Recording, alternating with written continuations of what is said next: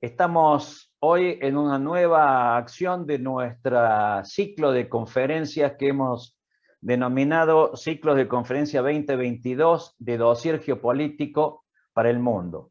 En esta oportunidad, la temática que vamos a tratar específicamente es la de la geopolítica del Medio Oriente, pero vista desde la postura de la República Islámica de Irán, su nuevo rol en la región, la importancia geopolítica que ha adquirido y de potencia regional, que a su vez está muy relacionado con las potencias emergentes, con las potencias euroasiáticas, y en este ámbito es que hemos convocado para esta reunión al licenciado Sebastián Salgado, quien es un analista internacional de fuste, quien es un documentalista, que es un corresponsal y que además ha realizado en esa región numerosas investigaciones que nos permitirán ver la realidad, no la realidad que nos pretenden hacer ver el eje del bien en esta región, tergiversando las situaciones, demonizando a algunos dirigentes y entronizando a algunos personajes realmente nefastos en la misma región, como que son sus aliados más cercanos y sus aliados más importantes. Por ello, Sebastián, que ha sido corresponsal y además ha dirigido canales de televisión en México, en Telesur, actualmente es corresponsal de Hispan TV, la red internacional que tiene Irán en tema televisivo y de contenido, y que en la actualidad también es profesor de periodismo en la Universidad Nacional de La Plata. Por ello, con esas currícula importante y además de su valor de hombre de bien, lo hemos convocado a este encuentro de los días sábados. Estimado Sebastián, queda a disposición tuya la sala de audiencia.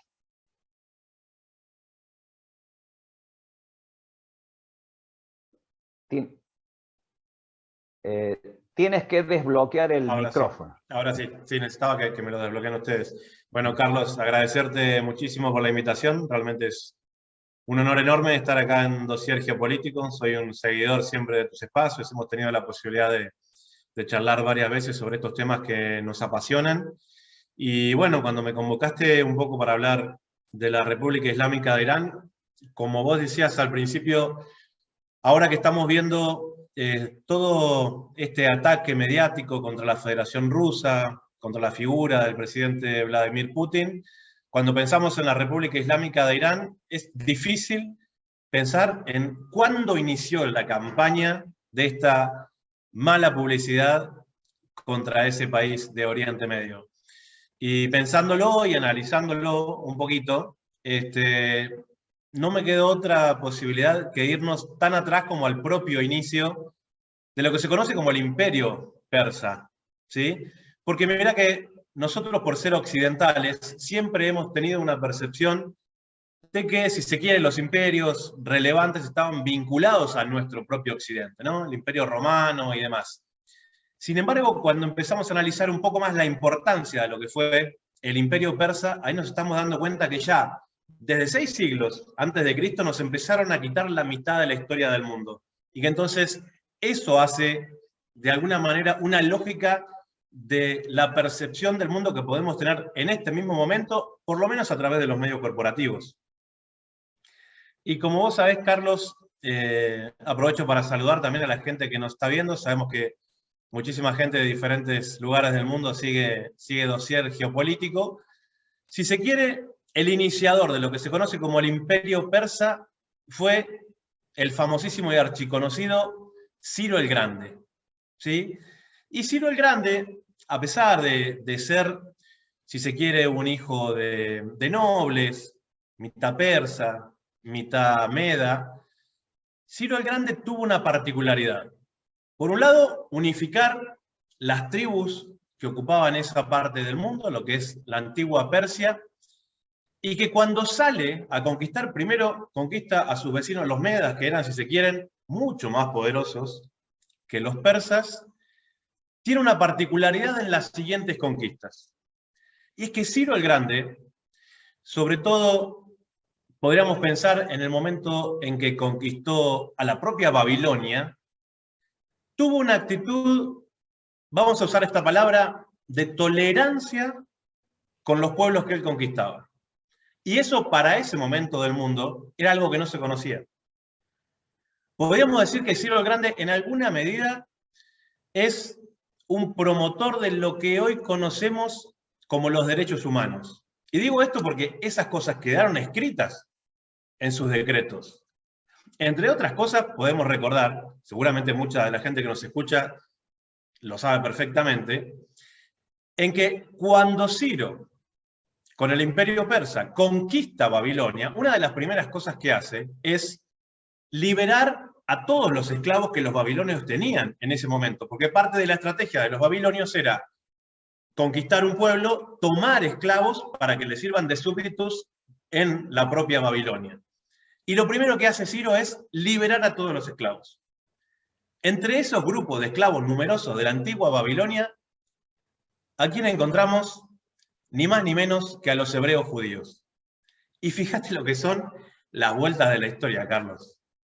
Un persa, como Ciro el Grande, que implementa, a pesar de ser un conquistador, medidas que defienden lo que hoy conocemos como los derechos humanos, tolerancia, contemplación, el respeto de la vida, para empezar, libera a los hebreos y hace que los hebreos, esclavos de los babilonios, puedan regresar a Judea. Ni más ni menos. De hecho, Ciro, no con el nombre de Ciro, pero con otros nombres y demás, es considerado el Mesías por los hebreos, porque es quien los libera de Babilonia. Y figura en el propio Antiguo Testamento. Fíjate vos del tamaño de persona que estamos hablando y que, sin embargo, más allá de algún grupo de música pop en Argentina que ahora está de moda, no se nombra. Yo en la escuela secundaria, en la universidad, nunca, jamás me hablaron de Ciro el Grande. No sé qué me dirán los amigos y amigas que están participando de esta charla. Ojalá me equivoque y en otros países de nuestra región, en América Latina, hablen de Ciro el Grande.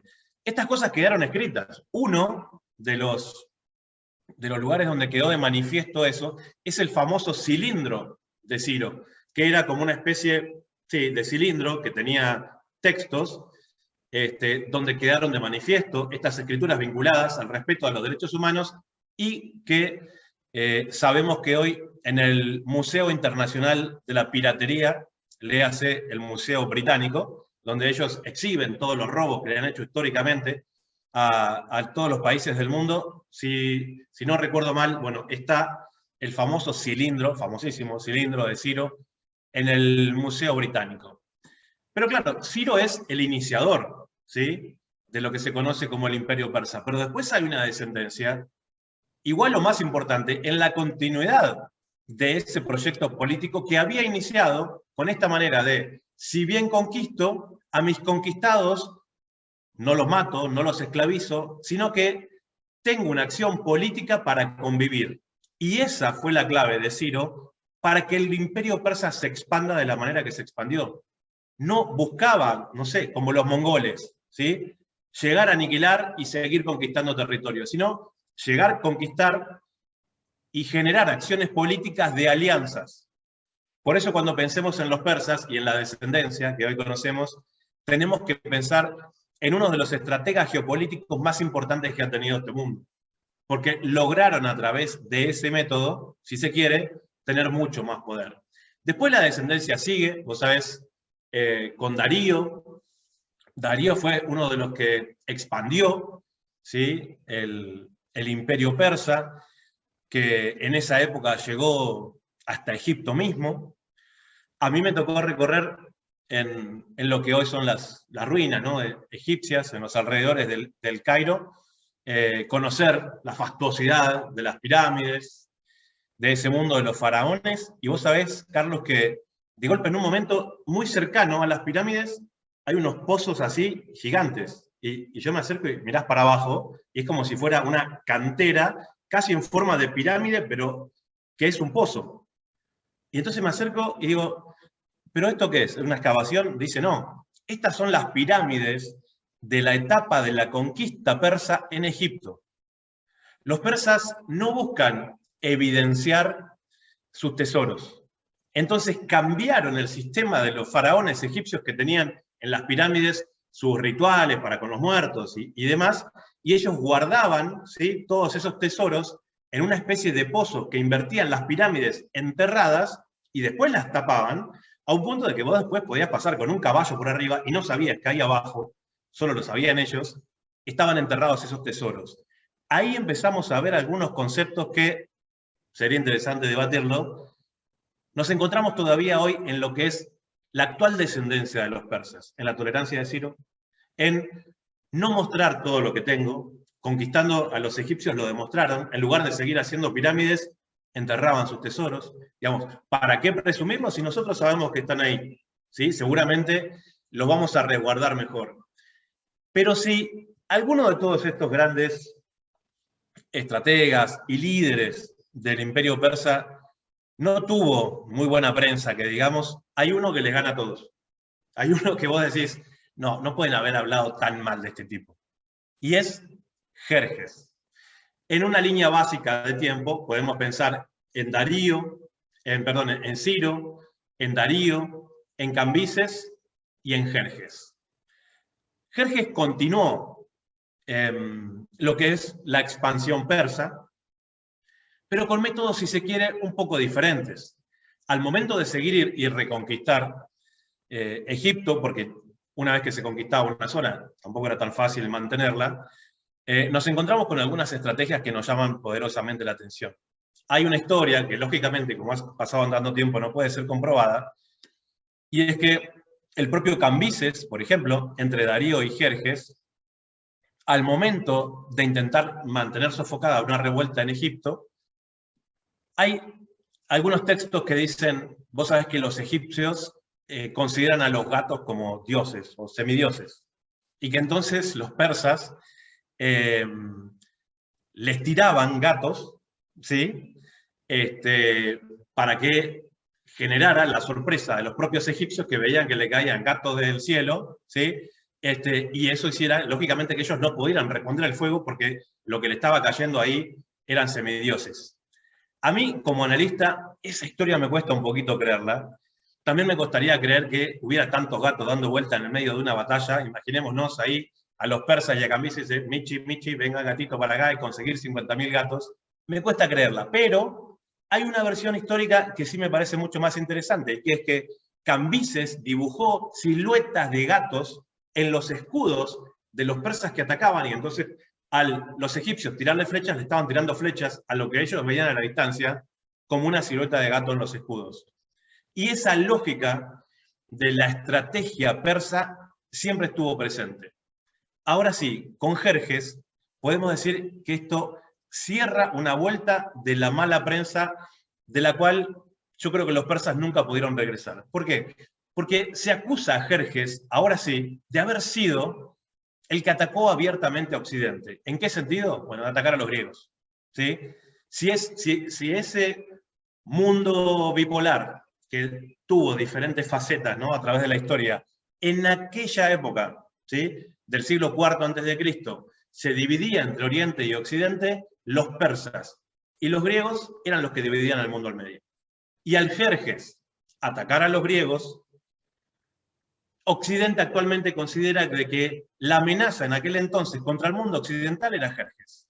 Una de las, si se quiere, ficciones más tremendas que hemos visto, vos la habrás visto seguramente, Carlos, y mucha gente de la que nos ve, esa famosa película que se llama 300, que intentan recrear una historia 100% ficticia en la que 300 espartanos pudieron combatir contra no sé cuántos miles de persas que querían conquistar su territorio. Bueno, esa es una historia falsa de toda falsedad. Eso nunca pasó. Lo que sí pasó es que en algún momento los persas tuvieron, si se quiere, mayor cantidad de soldados que los griegos, y ese número 300 es porque ese era un número que componía la guardia imperial, por decirlo así, ¿sí?, de los reyes griegos. Y que entonces esos eran, si se quiere, una guardia de élite que fue parte de ese combate, y que estratégicamente en algún lugar pudieron haber causado muchas bajas persas. Ahora, intentar recrear hace pocos años una película donde se muestra a Jerjes y a los persas como una cosa oscura, que llegan con caretas, que parecen semimonstruos y no sé qué, y los espartanos musculosos, que aman a sus mujeres, y que de alguna manera con solamente su valentía pueden hacer frente, ¿no?, a esa maldad representada en Jerjes, es la continuidad histórica de la mala prensa de los persas desde el siglo V a.C. hasta la actualidad.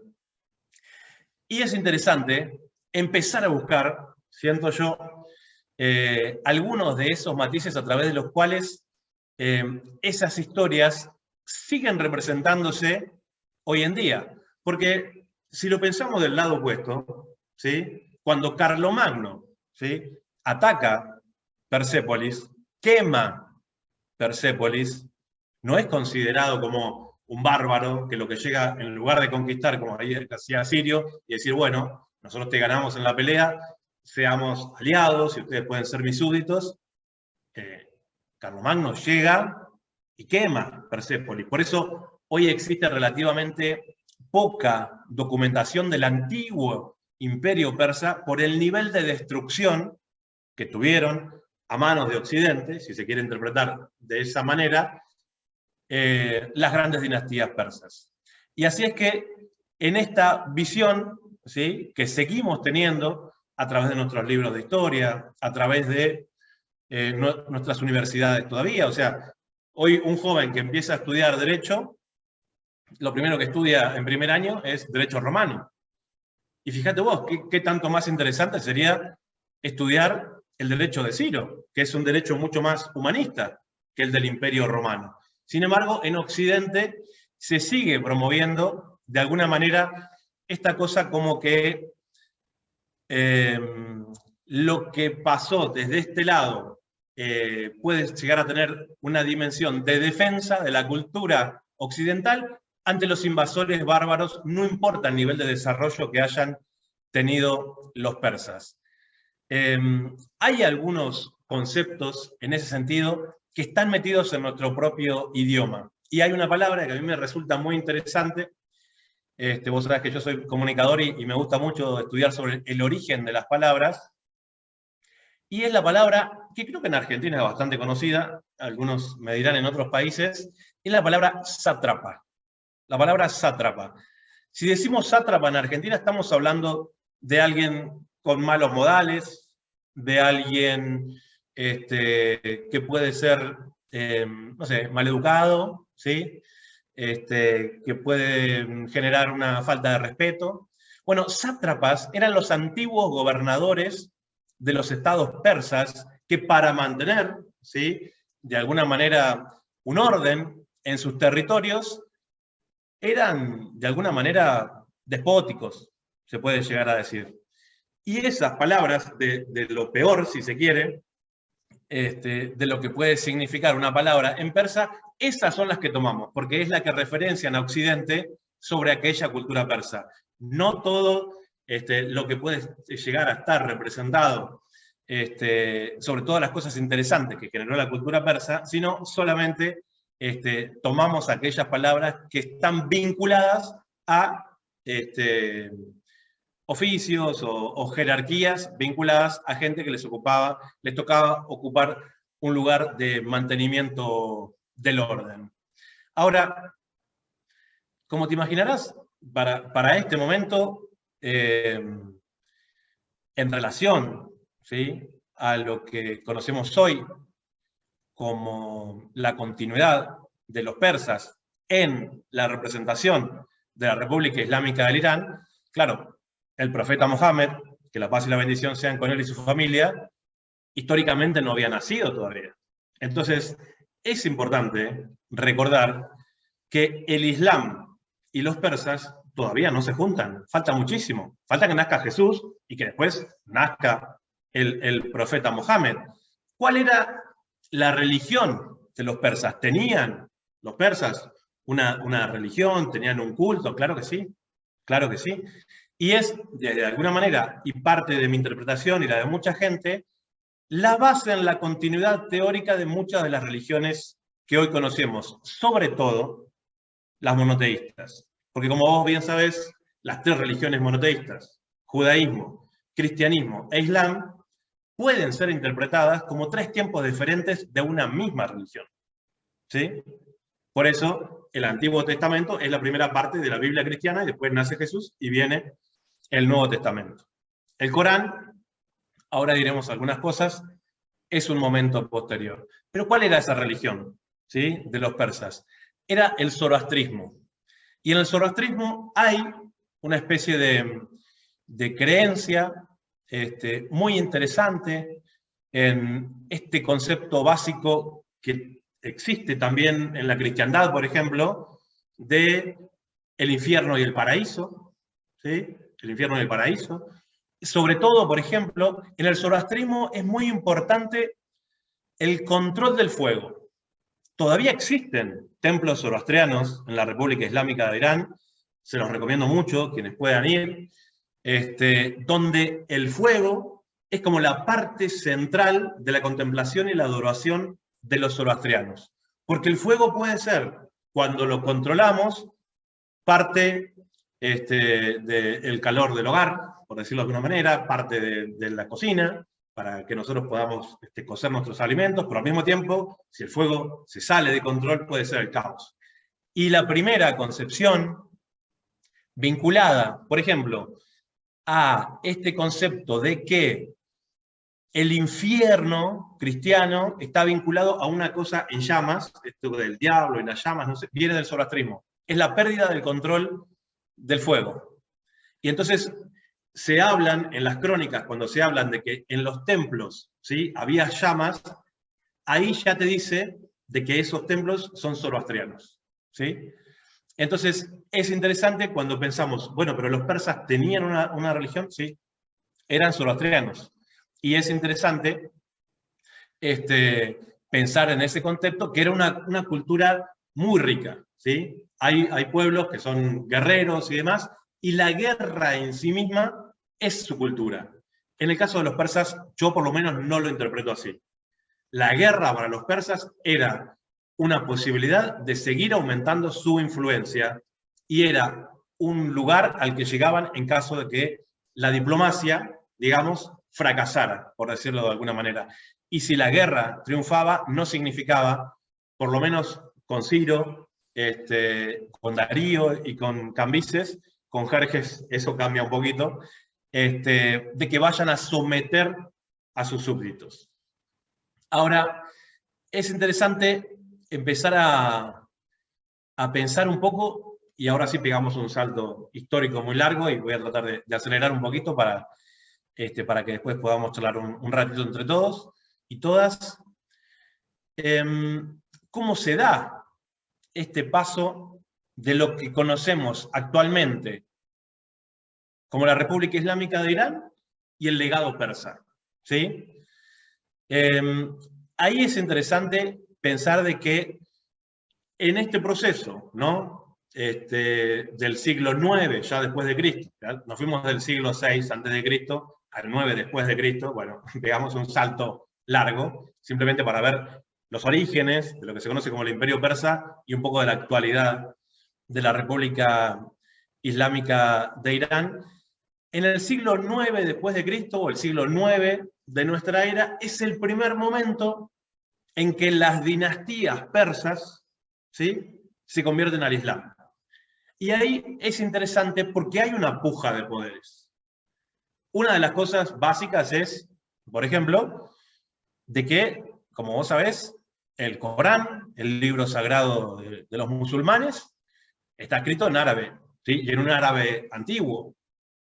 Entonces, para recitar el Corán, para conocerlo, en aquel momento, sobre todo, había que hablar árabe. Y los persas se habían mantenido firmes en mantener su idioma, el persa. No solamente en el siglo IX después de Cristo, sino que hoy, en el siglo XXI, en Irán se habla el persa, o farsi, como se le dice ahora actualmente. Entonces ahí hubo como una serie de, no sé, amalgamamiento entre lo que es la expansión del Islam y que las dinastías persas digan, muy bien, nosotros aceptamos la islamización, ¿sí? Algunos de los grandes sacerdotes zoroastrianos se convierten al Islam también, pero queremos mantener nuestra identidad persa. Y eso es interesante, porque se mantiene de alguna manera esa identidad cultural a pesar, ¿sí?, del Islam. ¿En qué sentido?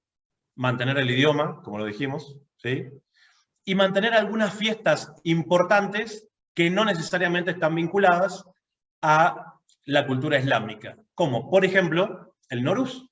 Como vos sabés, el Nowruz es el año nuevo persa que hoy día se festeja. Y el Nowruz, es interesante, ahora que lo pienso, también está vinculado a este tema del control del fuego. Si a alguien le toca ir a Irán y conocer, ir durante el Nowruz, que es el año nuevo persa, una de las festividades más lindas que tienen ellos, en cada barrio, hacen como un fueguito, ¿sí?, por todas las ciudades, chiquito, y entonces uno salta ese fuego pidiendo un deseo para el año que viene, ¿sí? Y en ese salto del fuego, del control del fuego, que lo hace lógicamente tratando de no correr riesgos, bueno, están los buenos deseos del año que está por venir. Son expresiones culturales muy antiguas, son expresiones milenarias, de alguna manera, que los persas, hoy iraníes, han sabido mantener a través del tiempo. Ahora, después viene una segunda división que es interesante, porque vos sabés, Carlos, que el Islam es uno, pero hay dos grandes corrientes, ¿sí? Están los chiitas y los sunis, ¿sí? No voy a meterme mucho en ese tema, pero básicamente los chiitas son los que creen que la línea sanguínea del profeta Mohammed, que la paz y la bendición sea con él y su familia, deben ser la continuidad de la cabeza de los musulmanes. Porque el profeta tuvo una hija que fue Fátima. En cambio, los sunitas son los que creían que de alguna manera los sultanatos, los emires, ¿sí?, debían tener la continuidad por ser reyes, ¿sí?, de los musulmanes. Y ahí se dividen. Y hay asesinatos que hoy, como los del Imam Hussein, que los musulmanes chiitas todavía hacen peregrinaciones que son de las más importantes del mundo, recordando el martirio de sus imanes a manos de los reyes árabes que no querían que la línea de descendencia del profeta Mohammed sea, de alguna manera, quien encabece el liderazgo del Islam. Y ahí se dividen, ¿sí? No es difícil de pensar por qué entonces los sunitas son, por ejemplo, los representantes de las monarquías del Golfo, los reyes, los ricos, ¿sí? Y no lo digo despectivamente, pero es así. Los reyes de Arabia Saudita, de Emiratos Árabes Unidos, de Kuwait, de Bahrein, de Qatar, de todas las monarquías del Golfo, que hoy se componen como el Consejo de Seguridad del Golfo, y los sunitas, y los chiitas, de alguna manera representados en su gran mayoría en la República Islámica de Irán, con un movimiento político revolucionario que empezó en el año 1979. Ahora, ¿cómo viene el proceso político ya empezado, ¿no?, el siglo XX? Bueno, es interesante pensar que hubo en la década del 50 un presidente que, como sabes, Carlos, fue Mossadegh, que en muchos aspectos podemos considerarlo como un vanguardista, ¿sí? ¿En qué sentido? Mossadegh entendía perfectamente que la riqueza hidrocarburífera de Irán, todavía no era la República Islámica en ese momento, la riqueza hidrocarburífera de Irán necesitaba ser cuidada, ¿sí? Como lo han entendido tantos otros presidentes en América Latina, como Lázaro Cárdenas o Perón o otros. Mossadegh también lo entendía perfectamente en la década del 50. Y era un presidente elegido democráticamente, laico. Mossadegh era un presidente laico. Y en ese sentido hay que recordar que esa impronta nacionalista, nacionalizadora también de los recursos naturales de Irán por parte de Mossadegh, de alguna manera le costó su derrocamiento. ¿Y cuál fue la estrategia de Occidente para volver a apropiarse de los recursos en Irán? Evocar aquellas míticas dinastías persas que por lo menos en los papeles seguían figurando con cierto poder político, en lo económico también hay que decirlo, y era la dinastía que estaba representada por después lo que fue el Shah Reza Pahlavi. La dinastía Pahlavi era de alguna manera en el siglo XX la continuidad de las dinastías que habían de alguna manera sido sucesoras del antiguo imperio persa, ya islamizadas, por supuesto, pero que encontraron en Occidente la misma estrategia que usaron con los musulmanes sunitas para, por ejemplo, Occidente meter sus empresas hidrocarburíferas, ¿sí? las de Estados Unidos, las del Reino Unido, a, de alguna manera, conseguir parte de los beneficios del petróleo, como lo hacían en el Golfo, ¿sí? También lo hacían en Irán. Y entonces en Irán llegó, cuando el Shah Reza Pahlavi asume, ¿sí? como presidente de Irán, evocando, ¿sí? ser la continuidad de aquel imperio persa, pero en realidad siendo todo lo contrario, ¿sí? siendo un presidente subsumido, impuesto por Occidente, aprovechando aquella historia a favor, sobre todo de los británicos, y que, lógicamente, lo que hacía era mantener a Irán en la pobreza y gobernar de una manera muy parecida a lo que en América Latina conocimos como las dictaduras. Hay unos ejemplos que son impactantes. Hay un museo que se llama el Museo de Brat, en Teherán. ¿Qué es el Museo de Brat? Bueno, para los que nos estén escuchando en Argentina, es la cosa más parecida a lo que es el Museo de la ex ESMA, ¿sí? Que eran los centros de tortura de la antigua SAVAK. La SAVAK era los servicios de inteligencia del Shah Reza Pahlavi, donde ellos aniquilaban a cualquier tipo de disidencia, ¿sí? Y entonces, en el Museo de Brat, que era el lugar real donde se realizaban esas torturas, que está ahí en Teherán, de hecho bastante céntrico, es impresionante ver que los métodos de tortura del Shah Reza Pahlavi para con los revolucionarios en ese momento, ahora vamos a ir un poquito sobre eso, pero eran básicamente los seguidores del Ayatollah Khomeini, que ahora vamos a hablar de él, igual a los métodos que se usaban acá en Argentina, por ejemplo. Y los ves ahí porque están las representaciones.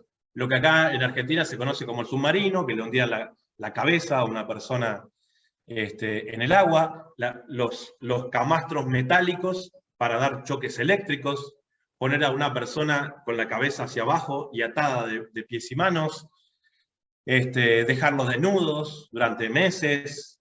Es increíble, pero los métodos de tortura eran internacionales. Entonces ahí hay que pensar, ¿no? ¿Cuál habrá sido el origen común de esos métodos de tortura para que lleguen desde Irán hasta Argentina? Porque son exactamente los mismos. Es impactante ver esa situación.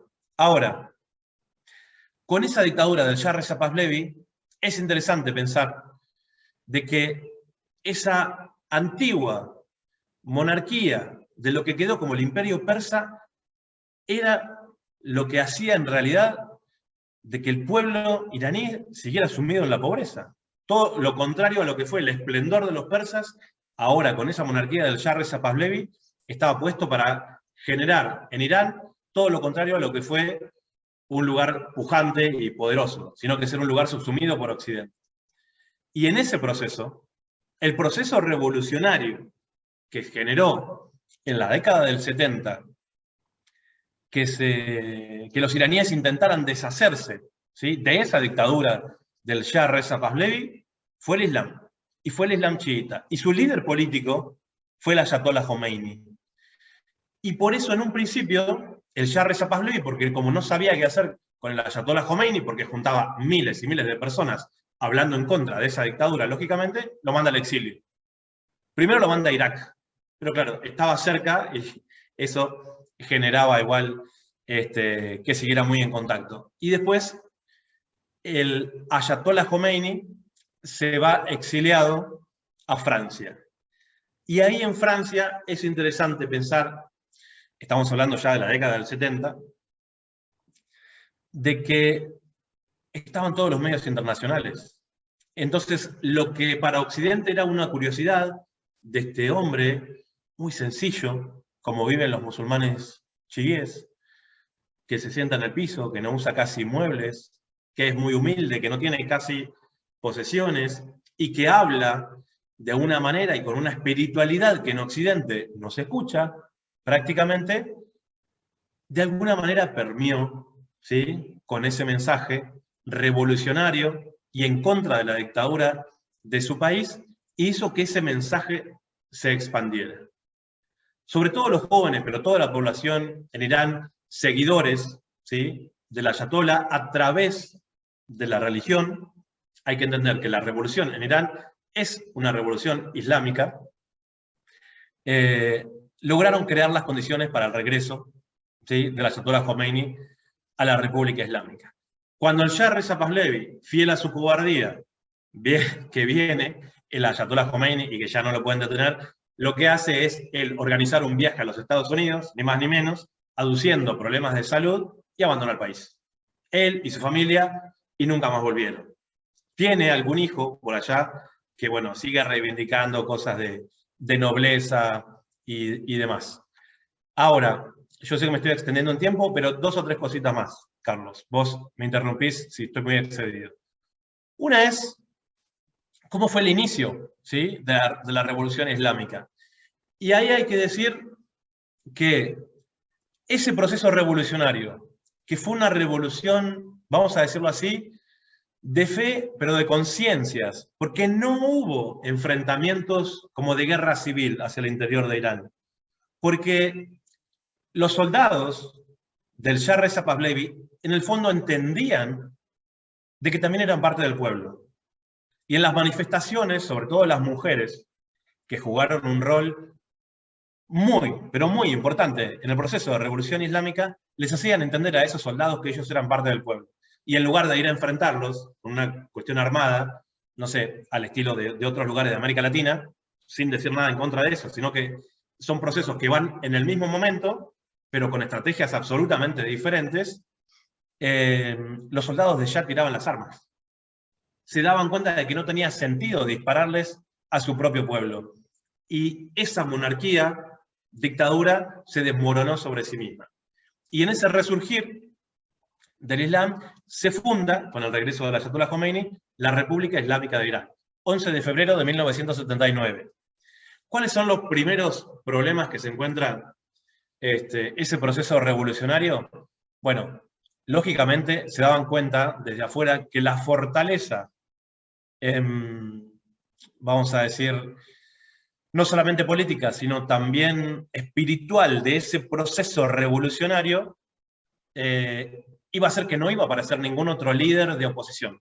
Imposible. No había nadie que podía estar a la altura del ayatolá Khomeini y hacerle una oposición política. Entonces, ¿qué es lo que decide Estados Unidos? Toca la puerta de su amigo Saddam Hussein y le dice, che, vamos a invadirlos a estos antes de que crezcan, ¿sí? Hacerles la guerra, yo te banco, le dice Estados Unidos a Saddam Hussein, y los liquidamos antes de que se hagan fuertes. Saddam Hussein en un momento dijo que él le calculaba una semana, ¿sí?, para que cayera lo que era el gobierno de la República Islámica de Irán. ¿En qué se convirtió eso? En la guerra más larga del siglo XX, más larga que la Segunda Guerra Mundial. 8 años. Algunos le dicen, yo me acuerdo cuando era chico, y tengo como esa memoria auditiva de la guerra Irán-Irak. Si vas a Irán, le dicen la Sagrada Defensa. Irán no tenía ningún interés en entrar en guerra con nadie porque estaba apenas arrancando ese proceso revolucionario. Querían restablecerse como país. Sin embargo, en el inicio tuvieron que ir a defenderse. Y claro, no tenían muchas alianzas políticas. Se estaban rearmando. Las monarquías del Golfo no eran sus amigos, ni mucho menos. A los enemigos ocupantes de Palestina ya sabían perfectamente quiénes eran. En Occidente no tenían ningún aliado. Y Saddam Hussein los empezó a atacar con armamento pesado. Incluso aviones de Saddam Hussein llegaban a bombardear la capital, Teherán. salieron los iraníes, como te imaginarás, a buscar aliados por donde pudieran, que les vendieran armamento, ¿sí? Todos los convenios que habían quedado del Shah Reza Pahlavi, los países occidentales, aunque estuvieran hechos, pagos o no, vinculados a armamentos, se los cortaron. Entonces, la Revolución Islámica no tenía mucha manera de defenderse contra lo que se venía, salvo la convicción de que ellos estaban dispuestos a morir por su país. Porque el Ayatollah Khomeini hizo un llamado a defender las fronteras del país. Y no bastara que el Ayatollah Khomeini dijera eso para que hubiera más voluntarios que armas. ¿Sí? No tenían con qué ir a defenderlo, pero la gente llegaba sola, ¿sí? Las mujeres también, para apoyar lo que pudieran, llegaban a la frontera para decir, ¿qué hago? Me pongo a disposición de nuestras Fuerzas Armadas. Les costó mucho conseguir aliados que les vendieran armas. Ahora, Carlos, yo me imagino que vos lo sabés. ¿Cuál fue el único país del continente americano que sí le vendió armas a la Revolución Islámica? La República Argentina. El gobierno de Raúl Alfonsín, apenas asumido en el año 1983, pasados pocos meses de la Guerra de Malvinas, regreso de la democracia en la República Argentina, firma decretos secretos, a través de los cuales la República Argentina le vende armamento. Primero armamento liviano, pistolas, alguna ametralladora, y después que vieron que la cosa marchaba, Argentina llegó a venderle cientos de cañones, entre los que me acuerdo ahora, por ejemplo, los de 105 milímetros. Son cañones potentes. Muchos de ellos habían llegado a Malvinas y, lamentablemente, conocemos la historia después, quedaron en poder de los británicos, que ahí los tienen en sus museos de guerra. Lo cierto es que la República Argentina fue el único país del continente americano que accedió no solamente en 1 o 2 envíos, sino prácticamente durante todo el gobierno de Alfonsín. ¿Sí? Y eso es muy interesante. ¿Cómo fue entonces que llevaron adelante ese proceso en la República Islámica de Irán para defenderse de Saddam Hussein? Primero con la convicción de que vos sabés que para los musulmanes morir por una causa noble los convierte en mártires. Y esas son cosas que Occidente no tiene. En Occidente, una persona que va a pelear por su país es un soldado que puede ser profesional o, antiguamente, como se hacía, el servicio militar. Aquí en nuestro país también. Ahora, para un musulmán que tiene la convicción en la defensa a través de la cual los musulmanes tienen que rebelarse ante cualquier sistema de opresión, es como un mandato que tienen los musulmanes, sea esa opresión contra sí, o sea, alguien que te está oprimiendo, en este caso, Saddam Hussein, que me está atacando con los yanquis, o un sistema de opresión contra otra persona. Vos tampoco podés hacerte el distraído. Por eso, ese nivel de defensa de la Revolución Islámica de Irán, de la República Islámica de Irán, por la causa palestina, que no la tiene más nadie. ¿Sí? Ahí hay como un reconocimiento de que el sistema opresivo más fuerte de los últimos 70 años, que es en la Palestina ocupada por parte del régimen sionista contra el pueblo palestino, no puede ser pasado por alta por la República Islámica de Irán. Por eso el Ayatollah Khomeini también decretó de que el último viernes de Ramadán sea el día de Al-Quds. Al-Quds, vos sabés que en árabe es el nombre de Jerusalén. Y que ese día todos los musulmanes del mundo deben recordar y solidarizarse con la causa palestina. Para los iraníes eso no pasó por alto, no pasa por alto. Y mucho menos después de que durante 8 años llevan adelante lo que se conoce como la Sagrada Defensa, olvidar quiénes fueron quienes los apoyaron. Yo quiero decir algo en torno a esto. No es que Alfonsín haya sido un aliado de la Revolución Islámica. Alfonsín tenía un contexto en el cual él quería bajar el presupuesto militar, que veníamos de una dictadura, de 4 puntos en defensa a 2.4, más o menos, lo cual significaba un recorte tremendo, y existía la posibilidad de nuevos alzamientos militares. Entonces, Alfonsín encontró una manera de decir, bueno, que los militares, con una firma que tiene que ir del presidente, lógicamente, le vendan armas a la revolución islámica y que ese sea como una especie de fuente de ingresos. Entonces, las armas que llegaban a Irán eran de industria argentina. No eran armas que pasaban por acá y se iban para allá. Los iraníes se defendieron de Saddam Hussein con armas de industria argentina. Ahí Occidente se dio cuenta de que no lo podían vencer ni políticamente, ni militarmente tampoco, porque el nivel de defensa que ellos tienen es una concepción diferente. Tal vez uno de los hechos que me parece más interesante recordar, que representa, ¿qué palabra podríamos usar? La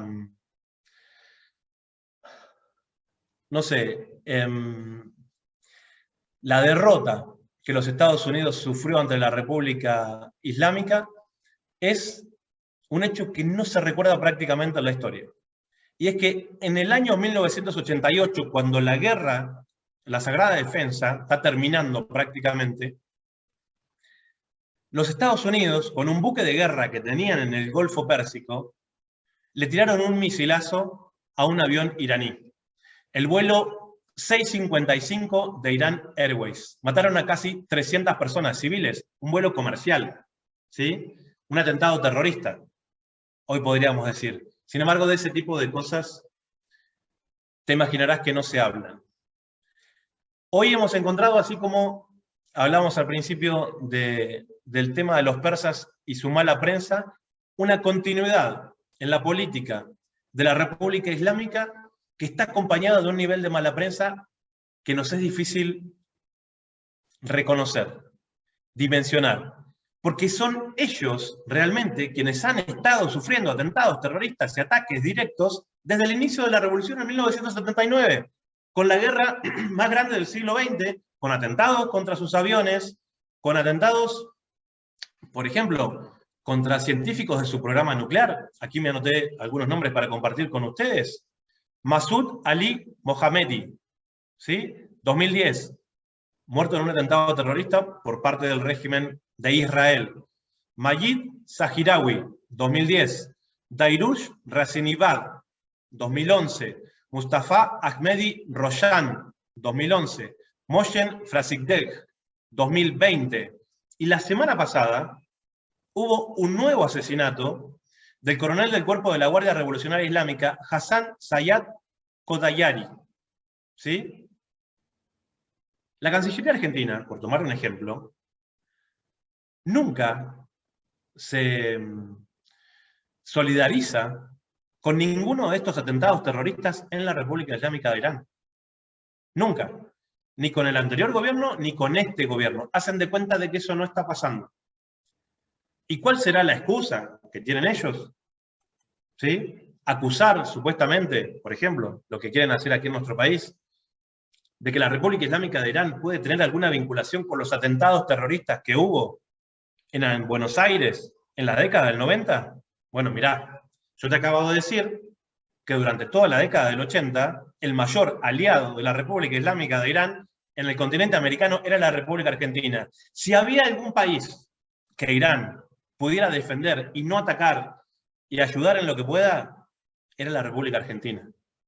Justamente por eso, esos atentados de falsa bandera sirven de acusaciones contra altos funcionarios de la República Islámica de Irán, para romper esa hermandad que existía, no solamente en el campo militar durante aquellos años, sino después que tuvo una continuidad en el programa nuclear, ¿sí? Que tuvo muchos, vamos a decir, intentos de acuerdos en el programa nuclear con fines pacíficos, ¿sí? de ambos países, y que es interesante, ya voy terminando con esto, pensar en esta concepción que nos han querido hacer creer de que la República Islámica es enemiga de los judíos. Error. Falso de toda falsedad.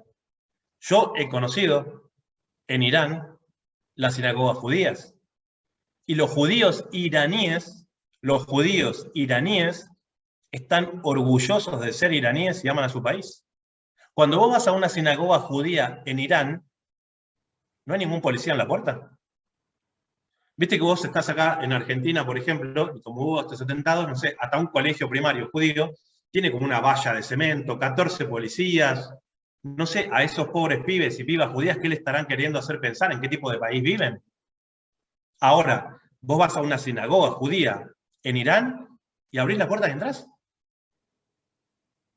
Si alguna religión fuera enemigo, y esa religión específicamente, del gobierno iraní, bueno, empezarían por tener algún tipo de acción en su propio país. Los judíos iraníes están orgullosos de ser iraníes y participan muchas veces en las marchas, ¿sí? Por ejemplo, del aniversario de la Revolución Islámica, que es cada 11 de febrero, que ahora creo que estamos en el año 43, 79, no soy bueno con las matemáticas. Así que, bueno, me parecía como interesante hacer un repaso de estas cosas y ver la continuidad de esta mala prensa, de lo que es desde el inicio de lo que es las dinastías persas hasta la actualidad y lo que queda, ¿no?, de la República Islámica, supuestamente como continuadora, porque mantiene el idioma persa, mantiene la festividad del Noruz. ¿Y qué es lo que queda hoy de la República Islámica para con su trato con Occidente? Cortito. Vos sabés, la República Islámica es un país que está bloqueado económicamente, como está Cuba, ¿sí?, como está Venezuela, como está el Líbano, como está Siria, como está Nicaragua, como está ahora, en parte, la Federación Rusa. Y sin embargo de eso los iraníes han aprendido mucho, porque ya llevan muchos años de bloqueo. Y la respuesta a todo eso ha sido fabricar absolutamente todo lo que puedan. Entonces vos vas a Irán y tienen, por ejemplo, dos grandes marcas de autos nacionales. Irán Khodro, Khodro significa caballo en persa, donde tiene un caballito, y Saipa, que es una sigla que no me acuerdo qué significa. No son autos lujosos, pero ellos se dedican a hacer autos para que la mayoría de la población, cada familia pueda tener un autito. Y son autos hechos, diseñados y fabricados en la República Islámica de Irán. Ese ejemplo sirve para todo. Y como te imaginarás, ese ejemplo también sirve para lo que es el desarrollo de su industria armamentística defensiva. Si vos me preguntás a mí, yo no creo realmente que la República Islámica tenga interés en un desarrollo de armamento atómico. Me puedo equivocar, me puedo equivocar. Mi hipótesis como analista, siento que eso no tiene lógica por cómo son los enemigos que ellos tienen. Y porque el sistema de desarrollos misilístico de la República Islámica de Irán es uno de los más grandes del mundo. No significa que ellos le vayan a poner una cabeza nuclear a sus misiles. Les alcanza con lo que tienen para hacer frente a cualquiera de sus enemigos. ¿Por qué? Porque Irán, desde la República Islámica para acá, nunca invadió a nadie. Siempre se defendió. Entonces, ellos están preparados para defenderse. Y así como, ¿te acordás que te decía al principio, en la etapa de la conquista persa, en Egipto, los iraníes hacían para abajo lo que serían las pirámides para hacer sus ofrendas ahí y demás, para que no se vieran tan evidentemente como las pirámides? Bueno, hoy, de manera subterránea, hay grandes búnkers de desarrollo de armamento misilístico, y esta semana el gobierno de la República Islámica también ha demostrado cuál es el nivel de avance en su desarrollo de drones, ¿sí? Entonces, nadie ataca a otro país con drones o con misiles que tengan un alcance de 500 a 1000 kilómetros. Con eso te defendés. Hace unos 10 años, y termino con esto, yo estaba trabajando como director de información en Caracas. 10 años. Etapa del presidente Ahmadinejad en Irán. Yo siempre seguí estos temas de cerca. Y había una noticia internacional que decía que Irán había hecho aterrizar el dron más sofisticado de Estados Unidos, pero no era que lo habían bajado de un misilazo defensivo. Lo habían engañado con inteligencia remota y lo habían hecho aterrizar en Irán. Con lo cual, podían estudiarlo y lo metieron en un hangar. En ese momento yo recuerdo que el presidente Ahmadinejad era como que lo mostraban un poquito, era como esos drones triangulares, negros y demás, y los yanquis estaban que no podían creer. Ellos sentían que su tecnología estaba 20 años avanzada que los iraníes, ellos podían pasar sus drones por ahí que los iraníes no iban a saber ni qué hacer. Y que si lo bajaban con un cuetazo y ya iba a caer todo roto. A mí realmente me sorprendió pensar que un país bloqueado desde el año 1979 pudiera tener el desarrollo militar de inteligencia vinculado a los drones para hacerlo aterrizar. En aquel momento, así como te contaba, en Caracas fuimos a pedir una entrevista con el presidente Ahmadinejad, que nos la dio, ¿sí? Desde Venezuela fue el famoso presentador Walter Martínez, para una entrevista que yo le había pedido en ese momento al presidente Ahmadinejad, y fue una noticia que dio la vuelta al mundo, porque fue la primera entrevista que dio el presidente Ahmadinejad para hablar de ese caso específico del dron, hace más de 10 años de todo esto. Y nos hace pensar, si hace 10 años, ¿sí?, los iraníes ya tenían ese desarrollo para hacer bajar un dron estadounidense, una vez que lo tuvieron, ¿qué es lo que no tendrán ahora? Estamos en un momento de mucha tensión política, por lo que pasa, Irán está teniendo nuevas alianzas geopolíticas, lógicamente con la Federación Rusa. El presidente Bashar al-Assad, podríamos pensar de que tal vez no estaría en el poder si no fuera por la ayuda de la República Islámica de Irán. Yo estuve en Siria, vi los campamentos militares iraníes con la bandera iraní flameando en Siria. Yo la vi antes de que entrara la Federación Rusa. Hay que recordar que Rusia tardó 5 años en entrar en Siria. Yo no sé realmente si Siria hubiera aguantado 5 años sin la ayuda de la República Islámica de Irán. Se los dejo ahí, va para cada análisis. Ahora, la República Islámica hizo un acuerdo a 25 años con China, para que China le dé prioridad en la compra de hidrocarburos. La República Islámica acaba de hacer un acuerdo a 25 años con la Federación Rusa, y están esperando, ya con la pelota del lado de los yanquis, qué es lo que van a hacer con el famoso acuerdo del G5+1. ¿Qué era esto del acuerdo del G5+1? Bueno,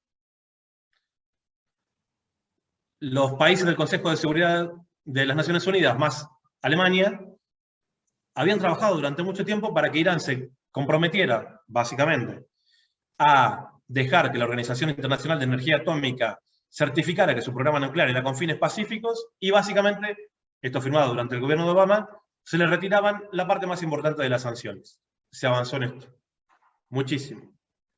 La economía iraní se vio fortalecida al principio de ese momento. Y cuando asume Donald Trump, lo primero que hace es sacar todo eso. ¿Por qué? Porque la política exterior estadounidense, por lo menos para Oriente Medio, está manejada desde Tel Aviv.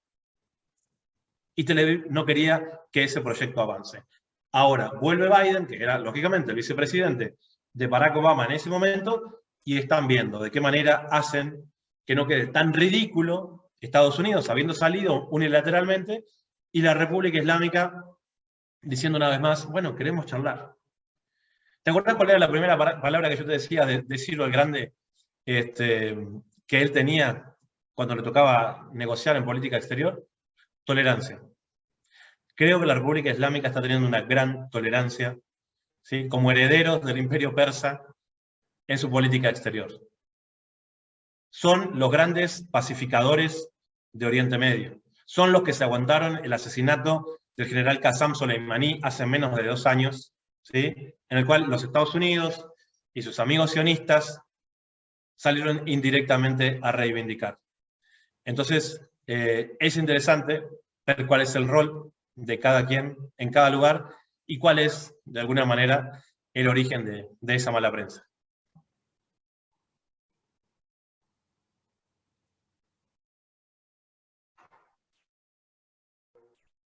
Sebastián, brillante descripción que aclara muchos puntos, da información que muchos desconocen, como ser la venta de armas argentina a Irán. Da también una idea de los que medianamente analizamos que existe la geopolítica de las religiones por el zoroastrismo, del cual muchos supuestos grandes estudiosos de las religiones ni la tienen en cuenta. Entonces, evidentemente que como tenemos siempre la famosa visión con el ojo tapado, con uno solo vemos, Y entonces, con ese método, el tuerto siempre es rey en el mundo de los ciegos. Y lamentablemente, un montón de temas que llevarían muchas horas de desarrollo, lo has logrado sintetizar rápidamente, porque hay que remontarse del 4 o 5 siglos antes de Cristo a llegar hasta el 2022, ¿no? No es fácil para todos lograr hacer una brillante síntesis como la que has hecho. Creo que es importante que recordarle a nuestros amigos que están presentes que las preguntas las hacemos por escrito en el chat y luego las transmitimos. Quisiera yo, antes de ello, preguntarte en qué nivel se encontrarían, porque estamos viendo que en este cambio tectónico global que está habiendo, está existiendo algo muy, muy importante. Es un realineamiento de los países árabes de la península arábiga que ya no siguen como ultradisciplinadamente las decisiones de Estados Unidos, y me estoy refiriendo al país más importante de esa región, que es Arabia Saudita, ¿no es cierto? En la que están, según una información permanente, hay contactos mucho más fuertes hoy en día con la República Islámica de Irán para restablecer algún tipo de compromiso y teniendo en cuenta que cada una es el eje de uno del mundo sunita y el otro del mundo chiita. ¿Cómo ves vos esta situación? Porque tiene una influencia geopolítica trascendental en toda la región. Sí, bueno, para hablar de Arabia Saudita, primero nada bueno que decir de Mohammed bin Salman. Vos sabés perfectamente de qué manera asumió, de qué manera torturó a todos sus primos para llegar a ese lugar, cómo mandó asesinar al periodista Khashoggi en la embajada de Turquía, y de qué manera, sobre todas las cosas, encaró esta invasión a Yemen, ¿sí? Una guerra invisibilizada absolutamente desde hace unos 8 años aproximadamente, que es, según las Naciones Unidas, la crisis humanitaria más grande del planeta, ¿sí?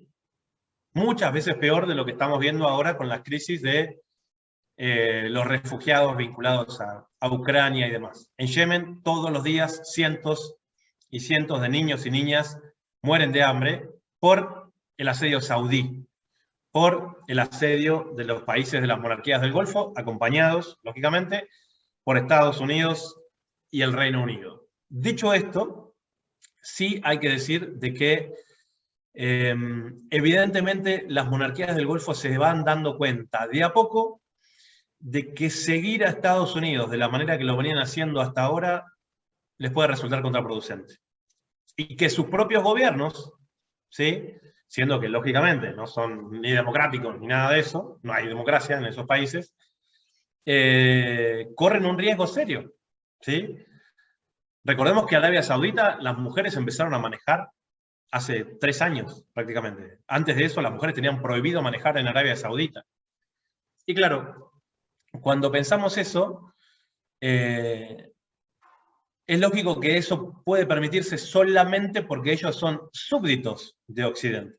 Porque Occidente los quiso dejar ahí como familias nobles para que le hagan el trabajo que Occidente quieren que hagan sobre sus propios países. Para eso, lógicamente, no se pueden respetar los derechos humanos, no hay democracia, no hay nada, pero Occidente los defiende. Ahora, así y todo, estos países se dan cuenta de que no tienen futuro. Son, no sé, estados-nación anacrónicos que no tienen ningún tipo de posibilidad de desarrollo para el conjunto de su población. Son poblaciones extremadamente pobres con monarquías extremadamente ricas. No hay futuro de país de ninguna manera. Y que los consejos que le da Occidente, prácticamente obligándolos y empujándolos a determinadas guerras, les terminan repercutiendo en su propia casa. Recordemos 2 ejemplos diferentes en la historia. Uno, Estados Unidos le dice a Saddam Hussein, che, atacá a los iraníes, nosotros te bancamos, ¿sí? Nada, estos se están organizando, nosotros te damos unas armas, vas a ver que en poco tiempo los liquidás. Saddam le dice, sí, a esto en una semana los liquidamos. 8 años y la perdieron. 500.000 de muertos de Irán, 500.000 de muertos de Irak. ¿Qué es lo que vino después? Estados Unidos, como hace siempre con los lacayos, ¿sí?, acusándolos de armas de destrucción masivas, le mató 1 millón de su propia población y lo terminaron colgando. Ese es el destino de los lacayos. Ese es el destino de los lacayos. ¿Qué es Mohammed bin Salman ahora? El actual lacayo de Estados Unidos. Entonces, indirectamente, él sabe cuál es el destino que le va a tocar. ¿Cuántas armas le compró Mohammed bin Salman, sobre todo a Trump? Millones y millones de dólares. Que Trump, hay una entrevista muy famosa que jugaban. Trump le ponía las fotos de los F-16 y de los tanques y le bromeaba, ¿no?, al jerarca al rey, diciéndole, pero ¿están seguros de que tienen dinero para comprar todo esto? Y el tipo se reía y no sé qué. ¿Qué es lo que puede pasar una vez que Yemen, por ejemplo, se establezca dentro de ese proceso revolucionario? Y los hutíes, que tomaron Saná hace más de 6 años, que es la real capital de Yemen, extiendan ese proceso político en sus vecinos que lo estuvieron con la pata encima todo el tiempo, toda la vida. Mohammed bin Salman no tiene futuro. Entonces, el primer país que supo ver esto, ¿sabés quién fue? Qatar. Qatar se dio cuenta de que tenía que jugar, así como al billar, a 5 bandas. Entonces Qatar se alió con los turcos, hay una base turca en Qatar, puso el canal Al Jazeera, porque se daban cuenta de que necesitaban también de la propaganda, ¿sí? El canal Al Jazeera juega un rol importante en el mantenimiento de la monarquía de Al Thani en Qatar, y se llevan, por ejemplo, este año, por nombrar una cosa, el Mundial de Fútbol. Entonces todo el mundo dice, ah, mirá, Qatar debe ser un país que le gusta el deporte, que respetan los derechos humanos. Qatar fue más inteligente, porque entre muchas alianzas, también generó un vínculo importante cuando el resto de las monarquías del Consejo de Seguridad del Golfo habían cortado relaciones con la República Islámica de Irán. Qatar tenía una alianza importantísima con Irán. Y ahora que pasa el tiempo, el resto de las monarquías del Golfo se dan cuenta de que Qatar está mucho mejor. De que Qatar supo no poner todos los huevos en la misma canasta occidental y que tiene mejor futuro. Que por lo menos muestra una cara pseudo amable hacia el mundo. Tendríamos mucho para decir sobre los trabajadores de los estadios del Mundial. Pero bueno, no podemos profundizar tanto como eso. Pero lo que sí es importante, yo creo, referente a esto, Carlos, es saber que las monarquías del Golfo se dan cuenta de que, a no ser de que empiecen a darse cuenta de cuál es la parte del mundo que habitan y que no tiene sentido que sigan respondiendo a los designios de Occidente, no tienen futuro, ni ellos como mandatarios o reyes, ni su propio país con esos sistemas políticos monárquicos. Entonces empieza un despegue en algunos sentidos, que dicen que, bueno, que Mohammed bin Salman no le contestó el teléfono a Biden, no sé, decían la semana pasada eso, que Mohammed bin Salman no le contestó el teléfono a Biden, pero ahora, por otro lado, también vemos que las monarquías árabes hacen alianzas con Israel. Entonces, ni una cosa ni la otra. Un pueblo árabe, una monarquía árabe que hace una alianza con Israel, está traicionando a su propia sangre porque está traicionando directamente a la causa palestina. Y eso, como vos verás, los iraníes lo tienen mucho más claro. Gracias, gracias. Mira, acá hay una pregunta de José María Dansky. Dice, en el 2019 los hutis, que vienen a ser en el Yemen, atacaron la primera destilería de Arabia Saudita, causando un gran impacto a la economía mundial. Se decía que lo habían hecho con tecnología iraní, otros que fue Estados Unidos por interés de balanceo en la región. ¿Qué opinión te merece?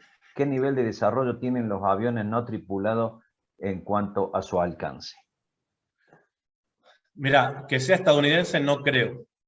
No creo porque Estados Unidos se beneficia directamente de Aramco, que es la empresa más grande de petróleo del mundo, que es la empresa saudí.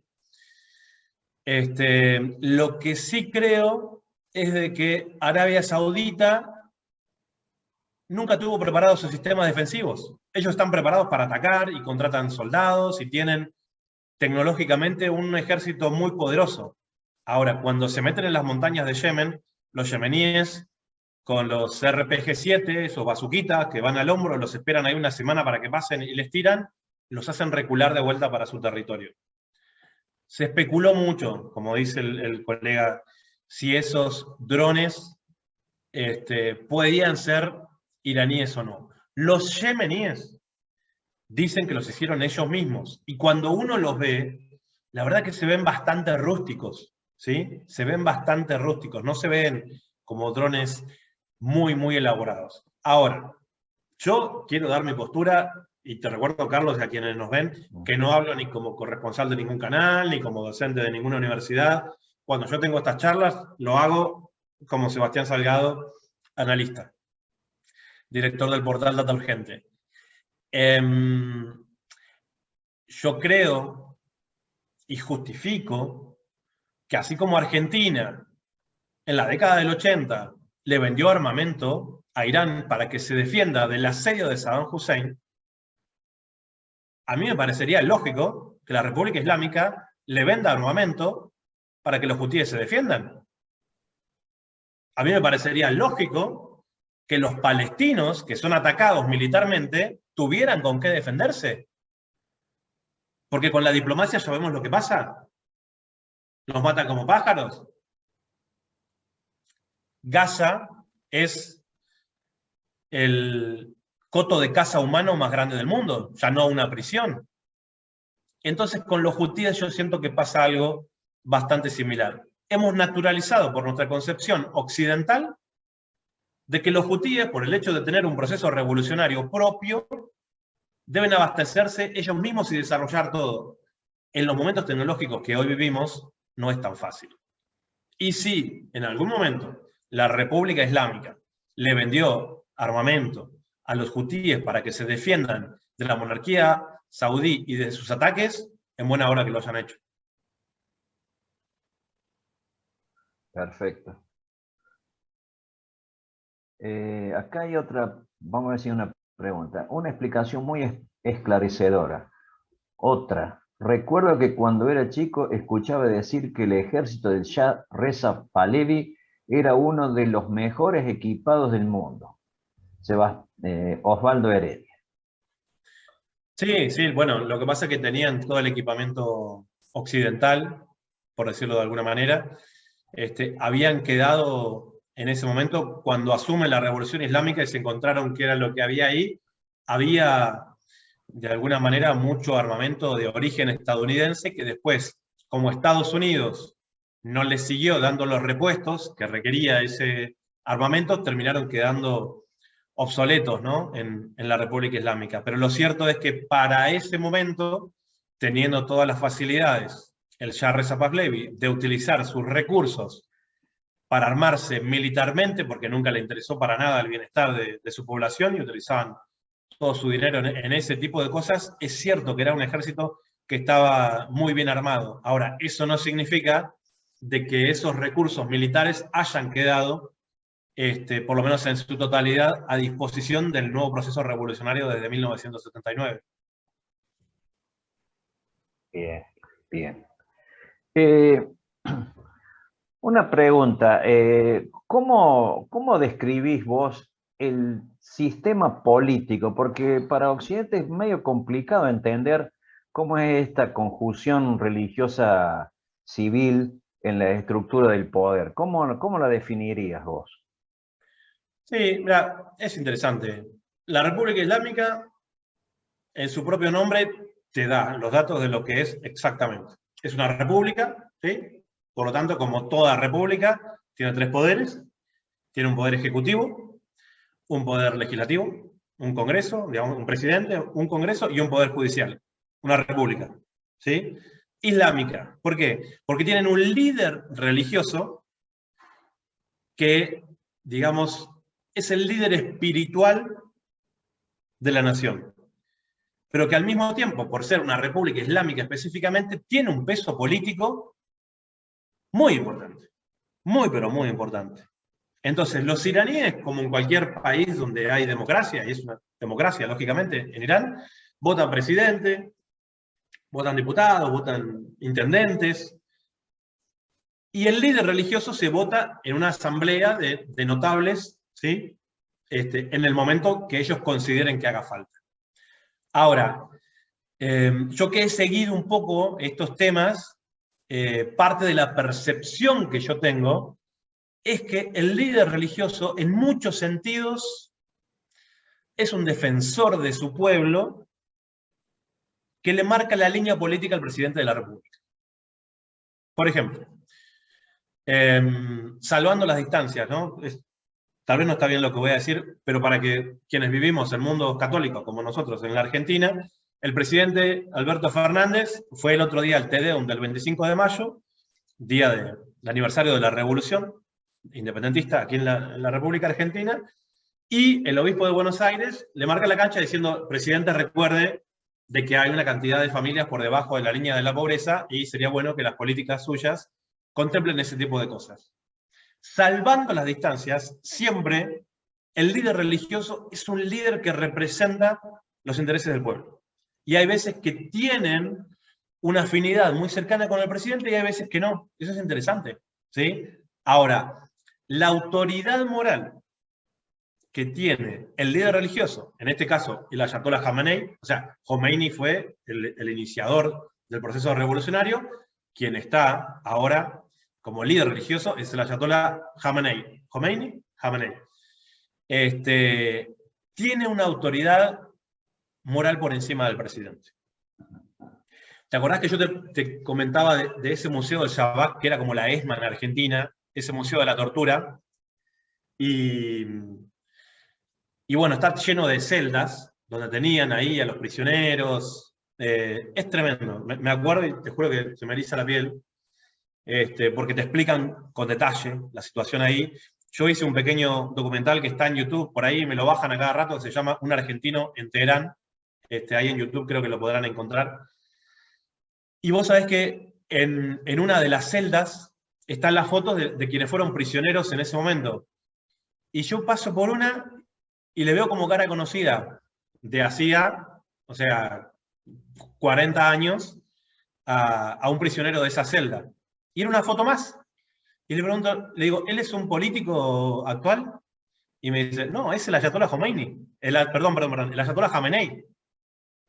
Entonces, ese líder religioso que existe ahora fue un revolucionario que sufrió la tortura en aquel momento, ¿sí? Cuando pensamos en la República Islámica, yo creo que no podemos separar, como en Occidente, la religión y la política. En la República Islámica, la religión y la política, desde mi perspectiva, son la misma cosa, ¿sí?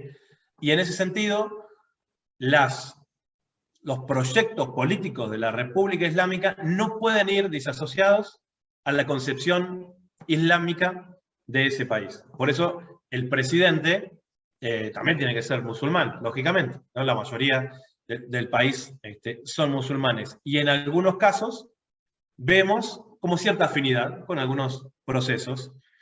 Yo había visto, si se quiere, con el presidente Raisi, algunos momentos de cierto, vamos a decir, afinidad política y momentos que no tanto.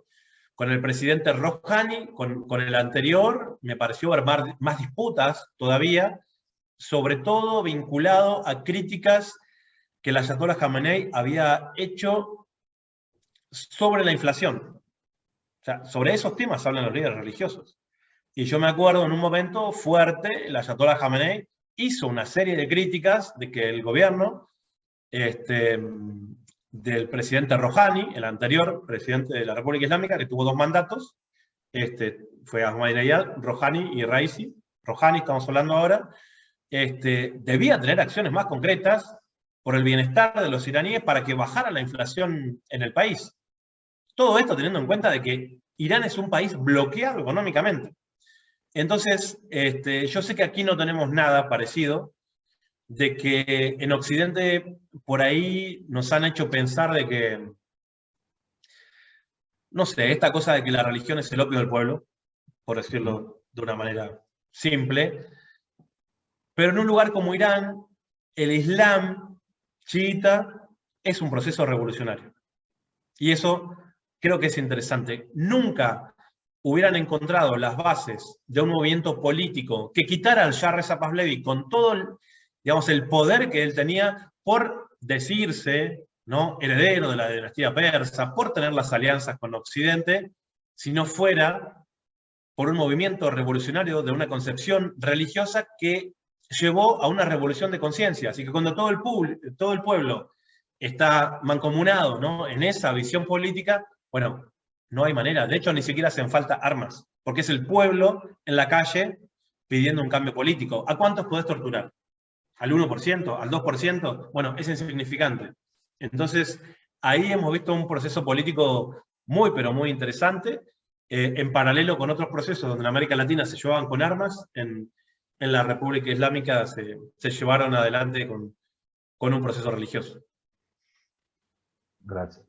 Acá hay una pregunta del Sheikh Abdul Karim Paz, que está presente con nosotros, que le adelanto a la audiencia que próximamente también lo tendremos acá haciendo una exposición sobre el tema del Islam. Estaremos presentes. Dice lo siguiente: cuando en los 80 USA derribó el avión comercial de Irán con un misil desde una nave de guerra en el Golfo, se firmó una solicitada en el diario Clarín del Partido Justicialista con la firma de Patricia Bullrich, condenando el ataque imperialista. El gobierno estadounidense le dio una medalla al capitán de esa nave de guerra. Bueno, como siempre, el Sheikh Abdul Karim, mejor informado que yo, no tenía idea de eso que estás contando, Carlos, pero bueno, nos cuenta de cómo un personaje como Patricia Bullrich, que en algún momento se había hecho pasar por militante de la causa palestina, ¿sí? Yo lo he hablado con mucha gente, ella iba a las reuniones pro-palestinas y que hoy es un apéndice del sionismo en la República Argentina. Bueno, si uno tiene un pensamiento, vamos a decir, inocente, podríamos pensar de que tuvo un cambio en su concepción política. Ahora, si pensamos un poquito más, también podríamos llegar a deducir de que desde hace mucho tiempo fue una infiltrada en determinados movimientos políticos para responder a lo que realmente ella está haciendo hoy, que es una representante del régimen sionista en la República Argentina. Y también de equipamiento militar y etcétera, y varios etcétera más, ¿no? Acá hay otra nueva pregunta de Damsky que dice: marcaste la bipolaridad antigua, Grecia-Persia, teniendo en cuenta gran parte de la filosofía griega, que la misma empezó en Tales, parte del imperio persa. ¿Crees que hay vínculos más fuertes con Occidente de lo que se cree? Absolutamente. De hecho, yo no creo en ese enfrentamiento abierto Oriente y Occidente, porque si no es recrear, ¿viste?, estas concepciones de Huntington, como en los 90, que nos hablaba del choque de civilizaciones y de alguna manera adelantaba casi el inicio del siglo XXI con esta cosa de que, a ver quién volteó las torres, entonces vamos a atacar a Oriente Medio. Hay un dato muy interesante, y que es que una gran parte de los pueblos griegos que no les gustaba ser súbditos ni de Atenas, ni de Esparta, pero que eran griegos, por tanto, vamos a ponerlos en el campo occidentales, eran aliados de los persas.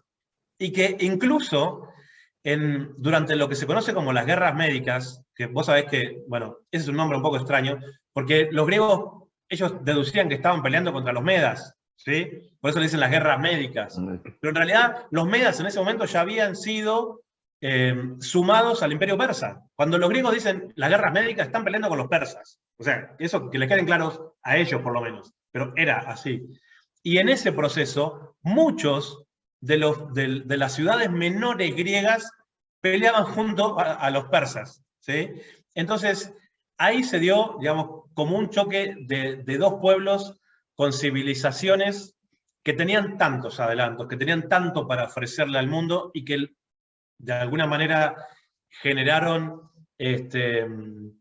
dos polos importantes, pero que no necesariamente dividen al mundo en Oriente y Occidente. Yo he leído libros que incluso me causan gracia, de importantísimos y encumbrados historiadores, por ejemplo, británicos, de que dicen, si no fuera por Alejandro Magno, hoy el mundo sería un gran imperio persa, ¿viste? Y de eso nos salvó el macedonio Alejandro Magno. A mí me causa gracia que digan eso, o sea, no importa de qué parte del mundo eran las civilizaciones más avanzadas, la historia de la humanidad es la historia de las conquistas, todavía en este tiempo que estamos viviendo. Quienes tienen una nación más poderosa intentan, de alguna manera, obtener beneficios de naciones más débiles. Nosotros que vivimos en una nación económica y políticamente más débil que otras, tenemos que pagar tributo, por ejemplo, con la ocupación de las Islas Malvinas de un imperio más poderoso que está vinculado a otro imperio más grande que se llama la OTAN. Y los tenemos que aguantar ahí. Y tenemos que aguantar a que nuestros funcionarios políticos vayan y se saquen fotos con ellos. Increíble. Entonces, eso es parte de un mapa, si se quiere, más grande, pero que en ningún momento, y yo creo que este es el eje de la cosa, nos puede dividir en buenos y malos. ¿Qué es lo que nos quiere hacer creer Occidente? Persas malos contra griegos buenos. Eso es lo que sí nunca pasó.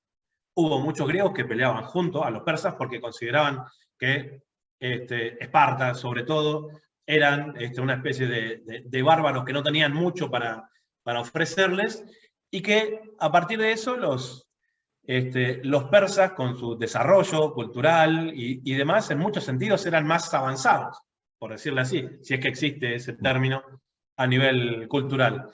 Entonces, bueno, me parece interesante. Sí existía una división, pero creo que es bueno no volver a repetir esos esquemas de eje del mal contra aliados, de buenos contra malos. Eran simplemente civilizaciones de esa parte del mundo que se encontraron en un lugar del mapa. Correcto. Una consulta que te hago. Irán ha tenido frontera siempre con Afganistán, y ese conflicto de 20 años que ha vivido, ¿cómo lo ha afectado a Irán? Porque he visto mucho con el tema de las drogas, por ejemplo. Sí, sí. Irán padeció, de alguna manera, digamos, Irán padeció a los talibanes, Irán padeció la ocupación yanqui. ¿Vos sabés, Carlos, qué día se celebra el Día del Periodista en Irán? No recuerdo ahora la fecha exacta, pero el Día del Periodista en Irán es el día que los talibanes, antes de la ocupación estadounidense, asesinaron a un periodista iraní en la embajada de Irán en Afganistán. ¿Sí? Rodearon la embajada, mataron a una serie de diplomáticos, y entre ellos mataron a un periodista de cadenas que hoy existen, de noticias todavía en Irán. Ese día se recuerda el Día del Periodista en Irán. Por eso la relación con los talibanes siempre fue distante.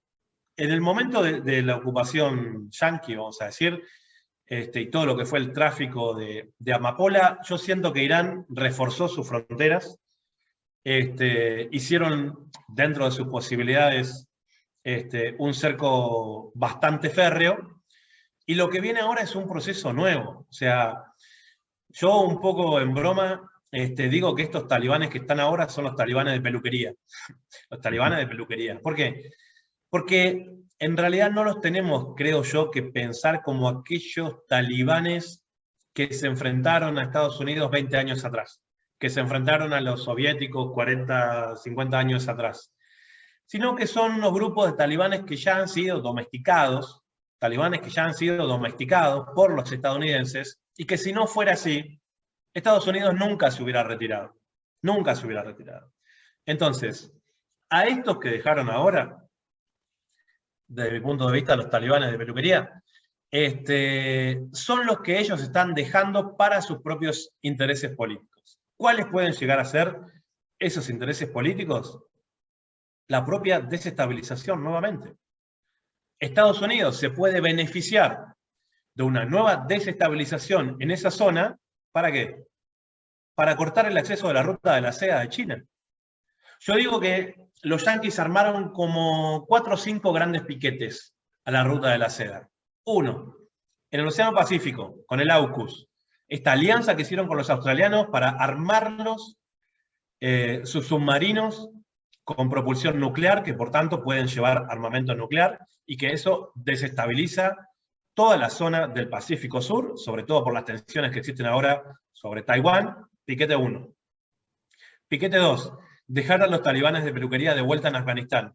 De ahí van a volver a sumir al país en la pobreza y pueden, por muy pocos dólares, salir en manadas grupos terroristas de los que ellos financian, como Al-Qaeda mismo, que es una creación de ellos, Al-Shabaab, que es a los que tienen en África, el ISIS, el Daesh y toda su fauna takfirí y wahhabí, ¿sí? Que a ellos les sirve tanto. Entonces, ese país va a volver a la pobreza y de ahí van a salir grupos terroristas para donde ellos quieran y los pueden llegar a necesitar. La ruta europea, Ucrania, la ruta europea de la ruta de la seda pasa, después de Afganistán, lo siguiente que conecta directamente a Europa es Ucrania. Desestabilizada la zona, con muchos interrogantes de cómo van a seguir las cosas por ahí, pero lo cierto es que para una potencial ruta de la seda, llegar directamente a Europa por ahí no estaría tan fácil. Y la otra es la ruta del Ártico, del cuarto piquete, ¿sí? Pacífico Sur con el AUKUS, Afganistán, Ucrania, y en el norte, el Ártico, vos sabés que con esto del calentamiento global hay muchas rutas marítimas que históricamente estaban congeladas, vamos a decirlo así, y que de a poco se han ido congelando, pero que los únicos que han ido desarrollando rompehielos a energía nuclear fueron los rusos, ¿sí? Entonces les llevan 20 años de ventaja a los buques mercantes yanquis que no tienen ni un solo rompehielos a energía nuclear que haga que puedan abrir rutas por esos deshielos que se están armando en el Ártico, y que desde ahí, si bien China no tiene salida al Ártico, puede negociar con Rusia, y es la manera más fácil de llegar a Europa a través del Ártico. Bueno, ahí mandaron los yanquis, una vez más, a sus aliados ingleses para decir que ellos no están de acuerdo con que ningún buque mercante en las aguas recientemente que están sufriendo estos deshielos sean abiertas, porque no están claros cuáles son las divisiones territoriales. Y entonces, claro, donde antes no había divisiones porque se veía todo hielo, de golpe se empezó a romper y descascarar un poco todo eso, y dicen, ah, bueno, acá hay una isla y acá hay otro pedazo de tierra. Entonces, lo que quieren ellos es volver a detener esas rutas comerciales y volver a dejar aislada a China. Yo creo que los talibanes son parte de esa estrategia. Perfecto. Hay un aporte del profesor Nicolás Mazzoni, veo. Dice, en la Anabasis, la expedición de los 10.000 de Jenofonte es un ejemplo que pone como aporte. Bueno, ¿no? No lo tengo presente, pero puede ser. Puede ser. O si quiere él que nos comente un poquito, sería interesante. Bueno, el señor Horacio Gallo felicita a Salgado, muy claro, muy informativo. El Sheikh Abdul Karim también. El señor Damsky dice, excelente, una delicia la exposición. Acá hay un señor Romy, una chica, Romy Matuk. Dice, buenas tardes. A propósito de esta división entre griegos y persas tan tajante y polarizada en un único discurso oficial, que podría encuadrarse en un orientalismo académico, recuerda a Artemisa I de Caria, reina de Halicarnaso, mujer griega que jura fidelidad a Jerjes frente a la violencia y bestialidad griega que padeció, y que el mismo historiador Heródoto es quien la recuerda con cierta delicadeza por ser él también ciudadano de Caria.